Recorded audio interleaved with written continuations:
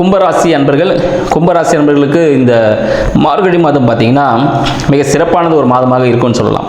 ஏன்னா ராசியிலே பார்த்தீங்கன்னா ராகு பகவான் இருக்காரு. நிறைய திங்கிங் இருக்கும். இது பண்ணலாம், அது பண்ணலாம், நிறைய அந்த பிஸ்னஸ் பண்ணலாம், இந்த பிஸ்னஸ் பண்ணலாம், இங்கே போகலாம், அங்கே வரலாம், நிறைய யோசனைகள் வந்துகிட்டே இருக்கும். அதுக்கு சப்போர்ட்டாகவே பார்த்தீங்கன்னா அதுலேயுமே வருமானம் சார்ந்த விஷயமாகவும் குடும்ப அமைப்பு சார்ந்த விஷயமா தான் இருக்கும். ஏன்னா ராசி அதிபதியை பார்த்தீங்கன்னா மீனத்தில் 2ல் இருக்கிறாரு. அப்போ பார்த்தீங்கன்னா அவங்களுக்கு என்ன இருக்கும், ஒரு வருமானம் ஈட்டணும், சரிங்களா, ஒரு குடும்பத்தை அமைக்கணும், ஒரு திருமணம் செய்யணும் அப்படின்ற ஒரு திங்கிங் தான் இருக்கும்.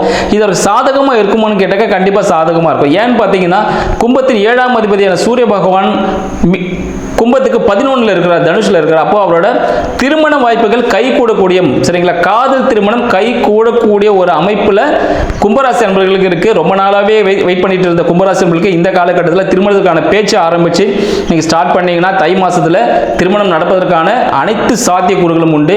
குழந்தை பாக்கியத்துக்காக இயக்கிக் கொண்டிருந்தவர்களும் குழந்தை பாக்கியம் ஏற்படும். ஏன்னா இப்போ குரு பகவான் பார்த்தீங்கன்னா மிதுனத்தில் இருக்கிற 5ல் இருக்கிறார். ஸோ குழந்தைக்கு அதிபதி அவர் தான், உங்களுக்கு 11ஆம் அதிபதி அவர் தான்.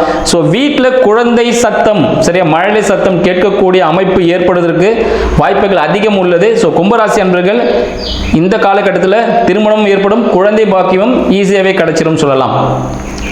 தொழில் சார்ந்த விஷயங்களுக்காக முயற்சி செய்து கொண்டிருக்கீங்களா, தொழில் சார்ந்த விஷயங்களும் ப்ரமோஷன்ஸ் கிடைப்பதற்கான வாய்ப்புகள் கும்பராசி அன்பர்களுக்கு இருக்கு. தங்களின் 3க்கும் 11க்கும் 10க்கும் அதிபதியானவர் 11ல் இருக்கிறார்.